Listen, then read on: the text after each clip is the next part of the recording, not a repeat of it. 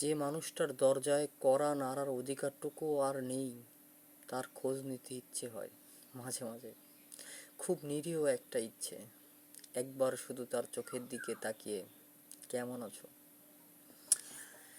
এই প্রশ্ন করার ইচ্ছে, আর কিচ্ছু না। আমি জানি ওই ঘরে আমার কোনো ঠাঁই নেই, ওই ঠিকানায় আমায় স্বেচ্ছায় মুছে ফেলেছি জীবনের নীল খাম থেকে। ওই মানুষটা আমার মানুষ নয়, তবুও নিরীহ সেই ইচ্ছাটা মাঝে মাঝে এলোমেলো করে দেয় সব কিছু, সব কিছু ভেঙচুর করে দেয়। মানুষ মনে করে সে সব পারে, চাইলেই কাউকে ভুলে যেতে পারে, চাইলেই পুরো জীবন পাথর হয়ে সমস্ত অতীত অস্বীকার করতে পারে। তারপরও তারপরেও মাঝরাতে এক নিরীহ ইচ্ছার কাছে সে অসহায়ের মতো হেরে যায়।